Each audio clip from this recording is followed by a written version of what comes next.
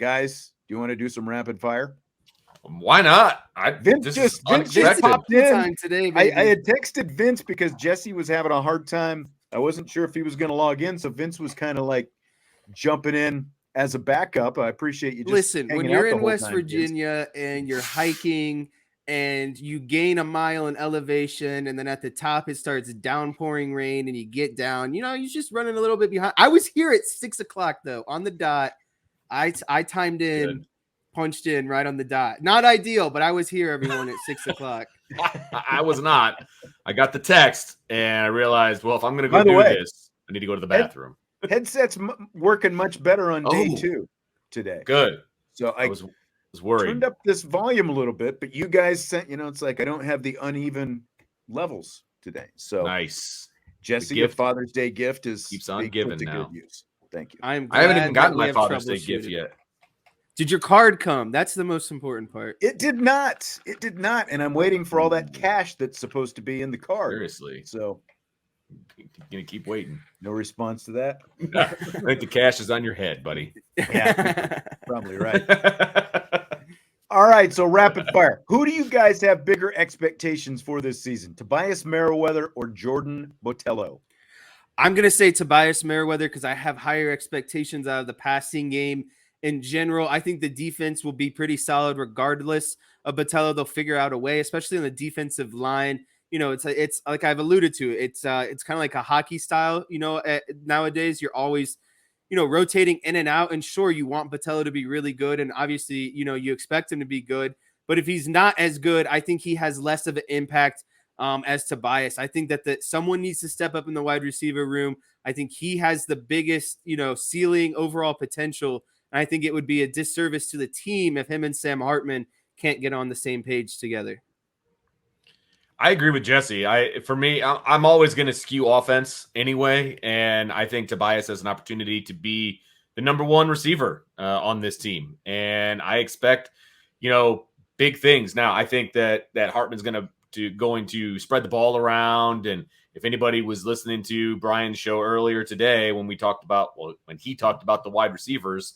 He talked a lot about Tobias, and he has all the tools and all the gifts to be a number one receiver. And so that's what I'm looking for. Like, it's time for him to step up and be that guy. But I think the ball is going to get spread around a lot. But I still like the chances of him stepping forth and kind of grabbing those headlines. I think the defense is kind of be a situation where a lot of guys are going to contribute. And I think Jordan Botelho is going to contribute. But I don't know that he's going to contribute to the extent that Tobias is going to contribute with touchdowns and receptions. Like, I think he's going to eat up the stats. And I don't know that Jordan Botelho is going to do that yet. Yeah, I could have made this. I wanted to find somebody on defense. I could have made it Benjamin Morrison. Maybe that would make it a little bit more challenging. But at the same time, like, it's almost scary how high the expectations are for a sophomore wide receiver with one career catch. Yeah. It's like, I know, right? But they are through the career roof. Touchdown as well. Okay? Well, that's very true. That is very true. They are through the roof, but I mean, it's because we know how talented the guy is, and the fact that really he probably would have had more than one catch when it was all said and done if it weren't for the concussion, that kept him out at the end of the season. Agreed. But at the same time, it's like even when he was getting on the field, it was just. But I guess my point is, expectations are through the roof for him personally. I think people have kind of lowered their expectations on Botelho just because of some of the, the extended inconsistency, I guess, to the point that got him here. But me watching him in that South Carolina game really, really elevated my own expectations. I think they're more still for me with Tobias because of all the stuff that you guys outlined. But I still personally have really big expectations for Botelho because I know we know how talented he is. And because now with Isaiah Foskey gone, he's going to have a heck of a lot more opportunity. So they're still high for me with him. But again, I think it would be hard not to have as high of expectations as everyone has for Tobias. All right. This next one, Crissy Froyd. She's a writer who covers the SEC for Sports Illustrated. She did a ranking of SEC quarterbacks this week. No surprise, she has LSU's Jayden Daniels, number 1. This is SEC quarterbacks. Jayden Daniels, number 1 on the list.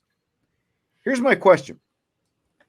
She has Alabama's Jalen Milroe at number 7 on this list, which of course presumes that he's going to be the Alabama starter and not Tyler Buchner. So my question is, what does it say for Buckner if that happens?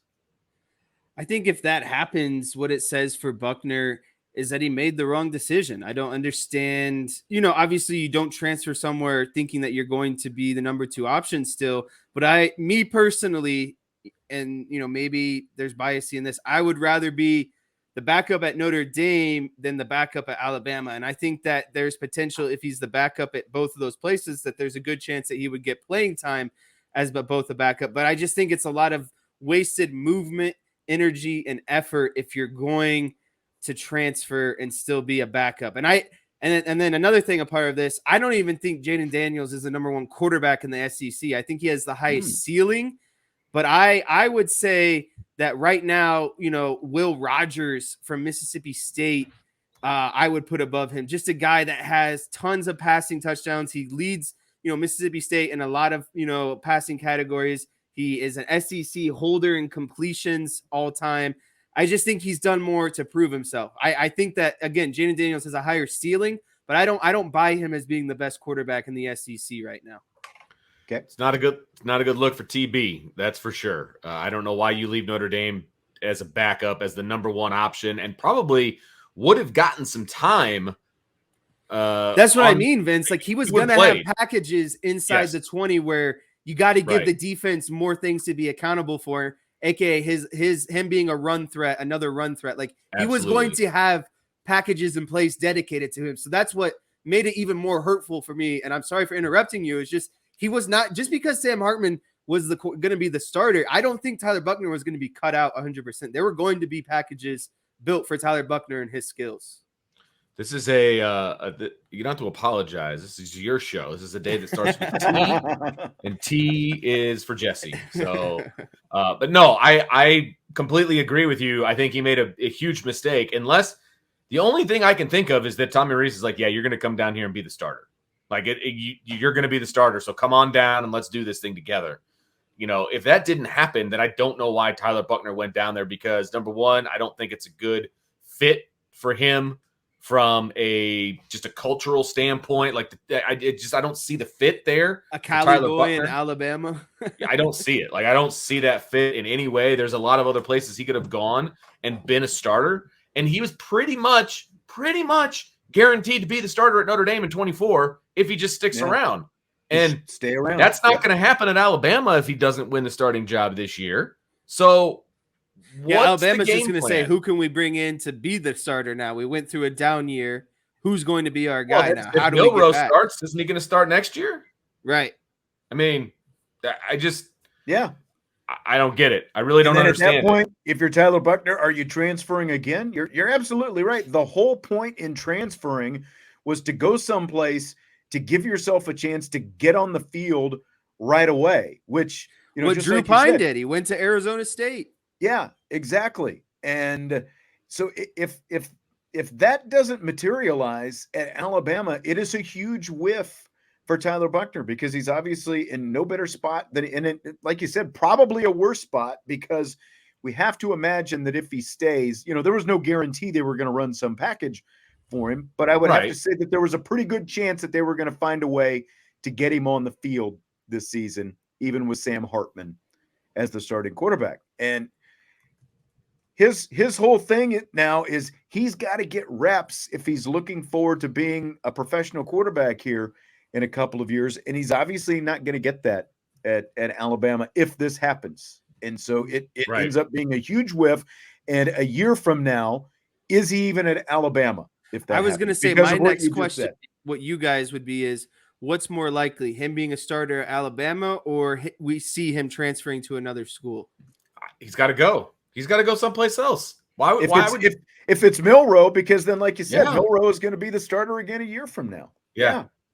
No doubt. Get out of there. Get out of there. I'll throw this one in here. We just got this one from Brian Fit. What's your outlook on Notre Dame winning a national championship this season? Do you think it'll be in the near future?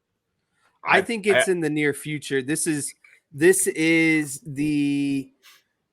most confident window I've felt about Notre Dame football in a while. I felt like Brian Kelly got to a new plateau and he kind of left with a bunch of excuses. And I don't think that's a national championship level team, is when your coach is making excuses. I feel like Marcus Freeman is a younger, more energetic coach that is gobbling up excuses. I think he looks at an excuse as more so as an opportunity. And he's taking, Brian Kelly's biggest criticism of recruiting and making it the thing that he knocks out of the park. And so I think the program is in a healthy state. And then if you can, take Marcus Freeman's recruiting and combine that, you just have to hope that Marcus Freeman can make up that coaching experience in such a short amount of time and just use the talent that he's able to generate and take it to the next level. So I would say that I felt good that this is one of the better windows of Notre Dame to win a national championship that I have felt in probably since being a fan, in all honesty. I feel better about this year than I do about next year because I don't know who the quarterback is going to be next year. So I feel better about this year with, Sam Hartman at the helm. And I put my money where my mouth is, right there. I got money down for Notre Dame to win the national championship. I already put it down. It was plus 2,500 odds. So I'm riding with it. So I put my money where my mouth is. I think they've got a shot at it this year. I think they got a shot. So my outlook is that they've got a shot. I'm not saying they're going to win a national championship, but they have 3 marquee games that can put them on the map. They've got a kid who is already being talked about in the conversation of a Heisman Trophy winner at quarterback. He's got all kinds of pieces around him. You've got a defense in the second year of the coordinator who was already a pretty good defense last year. They got to clean up a few things to become an elite defense. There's a lot of pieces in place here. Now, a lot of things have to go right, of course, but they've got the schedule to do it. They got the quarterback to do it, and I think they've got the pieces around them to do it. I'm not saying they're going to do it, but they have an opportunity to do it. Their biggest schedule thing this year is USC at home. That's got to be the difference maker, in my opinion. They get 2 of the 3 biggest games on the schedule are at home, and that's Ohio State huge. And USC. Yeah. Absolutely. Yeah. And Ohio State's going to be better than USC. It's a chance to finally win some of these games, though. They've shown now that they can beat Clemson. They've done that multiple times now over the last few years. The question now is, can they beat somebody, especially like in Ohio State? Can they beat someone of that caliber? Like everyone from the Ohio State side, I think, is counting Notre Dame as a victory. I think Ohio State has more questions right now than Notre Dame has coming into this season. The Irish have the roster and the best quarterback they've had in at least 14 years, if not more than that. So they've got all the pieces. We know the games that they've got to win. I think that they've got a very good chance to at least be back in the playoff again. Right. And once you're in the playoff, once you're in there, you've got a chance, right? And that's, Josh makes a good point. He says, they've got a great chance this year, and then next year's schedule is easy. And he's right. Yeah, I mean, if they had next year's schedule this year, I'd feel real confident to be in the playoff. Yeah, I'd feel real confident about it. Vince, what do you? I'm gonna guess you got like $10 on that plus 2,500. I went crazy. 20. I put 20. So that wins you what? 500. 520. Because you're 20 back. Yeah. Yep. I am hoping that for you. Going back, I know you'd be a cash out guy. They'd get to the playoffs. No. I'm riding it, baby. I'm riding it all the way. You'd be the cash out guy. I've never cashed out on any of my bets. Sometimes to my default. If they get into the playoff and you've got a cash out offer of like $100, $100? No. If it were like 250, I feel like you'd seriously consider it. We might have to talk about it. We might have to have an intervention. I think if you did that, you'd have to smuggle that money into like your secret sock drawer or something like that. Right now, all the money I've won gambling is all in my phone. I've never cashed out. Nice. So I started out with a gift. It was a gift, a $50 gift card from somebody, and I have since 800%. I'm 800% up right now. So hopefully we can keep it flowing. That's what we love to hear. Yeah, man. Going back to the Buckner question, Joe says, bigger question, would Notre Dame take him back? Personally, I don't think they would. I don't think so either. I think the bridge. I think once you lift the burned, you got to burn that boat, baby. Yeah. And this came up, I think, like when, it was still kind of a question out there, like could he go somewhere and then potentially come back? I think if he goes to Alabama and he's not playing, maybe there's a shot. But the problem is if he doesn't play, like the whole question we were talking about last week with what Notre Dame is going to do at quarterback next year. Do you take a transfer because of the schedule? Do you roll the dice with one of these young guys? If Tyler Buchner wanted to come back, I think all it does is muddle things up even more because you've still got a quarterback with barely any more experience than what you've got on the roster. I think if you're going to bring somebody in next year, it's got to be someone with more experience than what you've got. Not someone who's only got a handful of games himself. Agreed. I mean, at least they know him. They're familiar with him. But I don't think it makes you any better. From if he goes someplace and starts all year and wants to come back, then I've got no problem bringing him back if he has a successful injury-free season. Mm-hmm. But I don't know if that's the case. You know what I mean? I don't know if that – they had a great secession plan in place while he was here. Right. Hartman goes in 23, Buckner goes in 24, maybe even 25, and then you hand it over to either Minchie or Carr. That was a great plan. They would have been in great shape. But that's not obviously where they are right now. And so now 24 is in flux. So what happens? I don't know. The schedule is pretty easy. I agree. Excuse me. James says, heck no to bringing him back. He showed what Notre Dame is to him. Hit the road, Jack. I think a lot of people probably agree with that. Fill in the blank. It's blank. The Atlanta Braves designated Charlie Culberson for assignment on Sunday, just hours before Culberson's dad was scheduled to throw out the first pitch to him on Father's Day. It's a horrible look. I don't understand.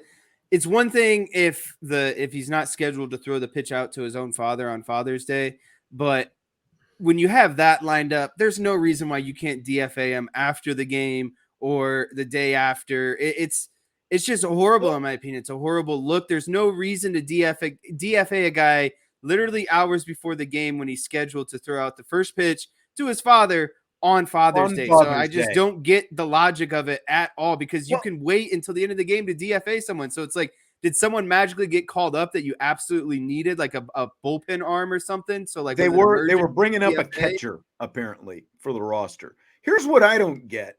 Like, okay, you could DFA him. Like anyone can throw out a ceremonial first pitch. Is there a rule on who can catch a ceremonial first pitch? I mean, it's usually a player, but there's no rule. But does he have to be like? Is there? I feel like I've seen coaches and bench coaches do it before. My point is, couldn't he even he doesn't have to be in uniform? Couldn't he just have like a warm-up suit on? Like, couldn't they have done the first pitch thing? That's what I don't get. Like, why he couldn't still, the dad couldn't still throw out the first pitch and the guy couldn't have caught it just because he wasn't on the active roster. Like, I thought that you could just, again, throw anybody out there to do that. That's just it's a bad look. The bottom line, like Jess said, it's a bad look, man. You didn't have to do it that day. Seriously, you didn't have to do it that day. You could have put your backup catcher in or whoever. You could have put a bullpen catcher out there. Right. There's a million things you could have done as opposed to this, especially if his dad was scheduled to do it. And then Father's Day. And then they canceled his dad and brought a different dad in. Like, wow. Right. Cutthroat. Just rough.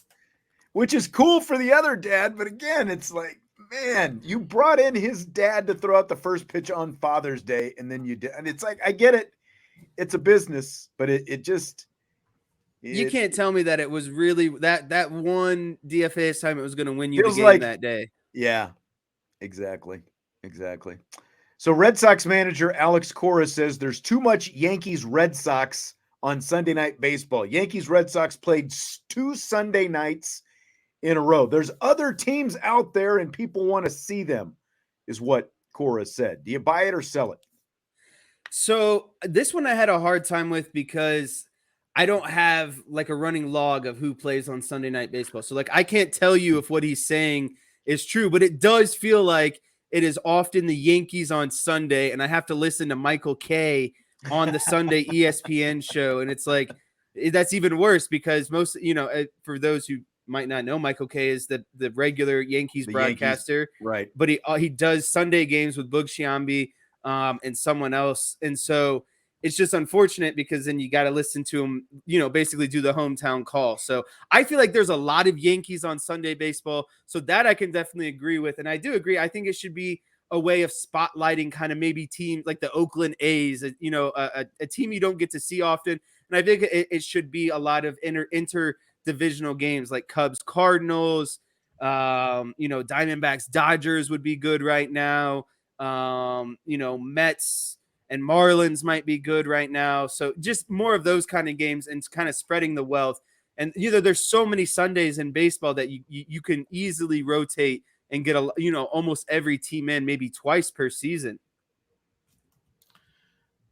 Look, the Red Sox Yankees have always been a sore subject for anybody that's not a Red Sox Yankees fan. And the problem is people watch those games. Yeah. If you don't want them on, stop watching them. That's right. That's right. Because look, here's the deal, man. The people that are making these schedules don't give a crap about the Yankees or the Red Sox. They give a crap about ratings. They want people to watch, eyeballs on the screen, and people are watching the Red Sox and the Yankees because they either love the Red Sox and Yankees or they hate the Red Sox or Yankees. It's about every time the Cowboys are put in prime time. It's the same reason Notre Dame has its own TV contract. Right? Going back to the guy who was tweeting about Notre Dame joining a conference. Notre Dame can stay independent because they have their own TV contract as long as that continues, which we're confident that it will. It's the same reason it's the same reason Notre Dame also shows up on ESPN, ABC, and wherever else, when they play a road game and they're in prime time half the time, if not more. It's the same reason as Jesse just said, the Dallas Cowboys are on with all these primetime games. It's the same reason the Lakers and the Celtics get all, these games. It's like baseball viewership, especially on the national stage, has been dwindling for years. The local TV networks still have relatively decent ratings, but national broadcasts, like Red Sox Yankees played on Fox the night before or the day before on Saturday. And every time Yankees Red Sox play, ESPN's going to put them on as much as possible. There are still plenty of other Sundays throughout the season that these other teams can show up there. So Alex Cora might be right, but he's managing the Red Sox, and he should, he's fortunate he's managing the Red Sox because they're a team that people still want to see, even when they're not that great. And, they're not that great right now. But when the Yankees play the Red Sox, networks are always going to find a way to put it on TV. Always. Yep. Okay. So yesterday at the College World Series, the Wake Forest left fielder lost a fly ball in the sun. Sun shining right in his eyes in left field. Ball goes over his head because he misplayed it. Can you guess what was resting on the bill of his hat? Sunglasses. Yes, Vince, you get the points. Woo! Where's the bell? Bing! My question is, maybe this isn't Jess around can the answer horn. this. Maybe Jess can answer this since he didn't play outfield. He played ball in college, though. We see this all the time. Guys are in the field. They have some kind of problem finding the ball, and they've got sunglasses on the top of their head. Why? Why do guys do it? Why don't they wear the sunglasses? So there's two parts of this question. The first part is it is inexcusable, in my opinion, with a high sun like that to not be wearing sunglasses, especially like that's what they're made for. And they are sunglasses specifically, for baseball. Like I still have mine. They were called the Prism Oakleys, and they actually kind of turned the sun like a different color. It was proven to make you see the ball better. It made the ball pop more, and they were specialized sunglasses for baseball. I have those. I wore them for a long time. It is insane. I think it should be, if you have the sunglasses, you wear them. If you don't, you leave them in the dugout, because it's only going to be an excuse. When you make a play like that, the first thing is going to be, why don't you have your sunglasses? But here's my only caveat to this. When I played in high school, I played third base, and the sun always set at it was this kind of twilight zone for about 15 to 20 minutes, where it was always directly in your eyes, and you had to take it. You're staring right into the west. That's right. Yeah. And so there was always a twilight zone for, as the sun was setting, for about 20 minutes, maybe an inning, 2 innings, where the sun was always right in your eyes. And actually, I tried with sunglasses, but it almost made it worse. And so maybe there was a twilight zone. And I've been in Omaha before, and I've actually, there's a cool, being a photographer last year, this guy gave me a tip of like certain times where you can take photos, and like it's like this perfect eclipse almost. And I don't know when it was. And so like there are certain times where like no matter what, you just can't see. So maybe that was what was going on. I think the majority of the time you got to have the sunglasses on.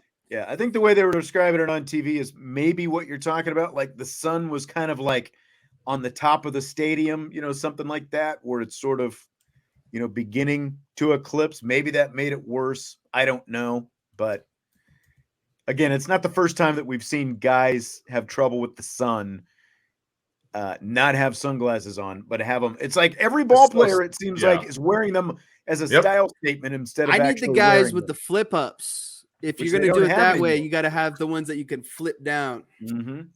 Those aren't the cool looking ones, though. That's the problem. Yeah, they're not the big old Oakley, They're not cool. Big but frame. They're way more effective. There was I think Alfonso Soriano used to wear those a ton when he played outfield for the Cubs. Yeah, exactly. I think he did. I mean, that's the way to go. I was at that game where he got hit in the hand and shattered his, I can't remember what finger it was. Vipers, that's it. Those are the new trendy ones that Joe was. The sunglasses that are nice and big, and every kid wears them. I knew Joe would know. He's a baseball guy. He knows this stuff. That's right. Do you have a team that you're pulling for at the College World Series? Who won last night? I meant to watch it. Wake Forest came back and beat LSU 3-2. Yeah, Wake Forest won 3. I was trying to remember which game was last night. Yeah, Wake Forest ended up winning. Yeah, I'm definitely rooting for Wake. I think it might be the ACC tie-in. I'm not sure, but I'm definitely rooting for Wake. So I liked LSU just because Paul went to LSU after Notre Dame and shortly kind of won it afterwards. But that's not actually my number one. My number one is TCU. TCU burst onto the scene and got hot. They went to the 2014, 2015, 2016, and 2017 College World Series. They also made an appearance in 2010, but they have never won it. And so I want them to actually come through and win. I would have no problem with TCU winning. There's just no, good feelings, bad feelings. I just feel like they're one of those good kind of teams. I remember them bursting onto the scene, and I just kind of want them to finish the deal. And they're kind of like the Cinderella story this year. No one really expected TCU, as much as you can be a Cinderella story in baseball, they didn't. I don't think TCU had the expectations to go this far this season. Yeah. I liked him better when Jim Schlossnagle was there. Schlossnagle's the guy who's at Texas A&M now. Remember, they eliminated Notre Dame last year. Really good coach. I'm with Vince. I'm kind of on Wake, even though they're the number one team in the country. They're still because they've never really been this good before, and this is their first time being there since '54 when they won the whole thing, and they're the number one team in the country. And they told the story the other day about this pitching lab that they have. And I mean, that's really what's catapulted them to where the program is now. All this technology that they've got in this, they call it the pitching lab down there at Wake Forest. And they're looking like they could be really a team to contend with for the next several years. So I'm kind of pulling for Wake, just really strong pitching. And they've got, some little scrappy guys. They kind of, they've come from behind in both of their wins so far. So definitely pulling for them. But, I wouldn't mind seeing TCU either, like you're talking about there, Jess.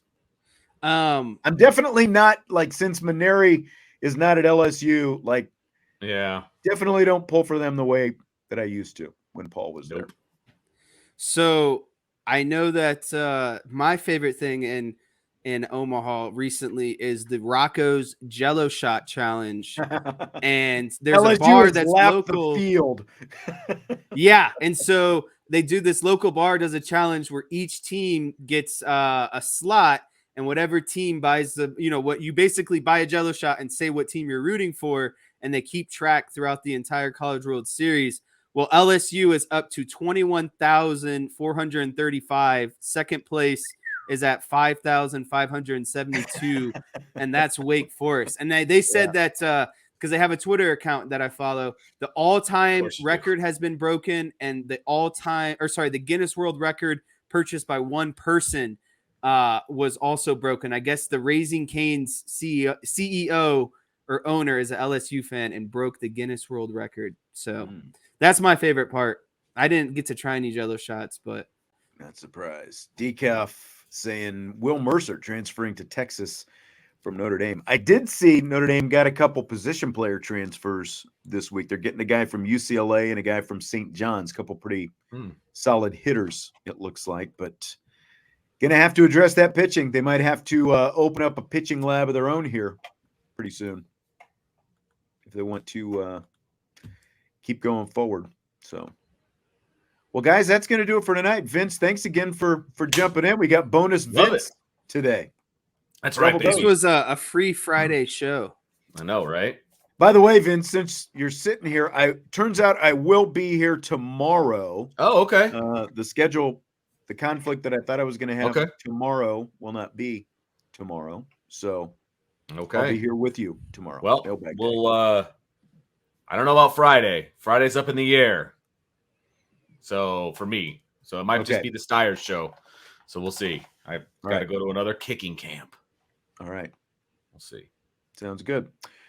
Well, smash that like button on your way out. We do appreciate it. Of course, as Lance said, today's show is sponsored by your local shrink. When you watch Notre Dame football, remember to call and make an appointment with your therapist.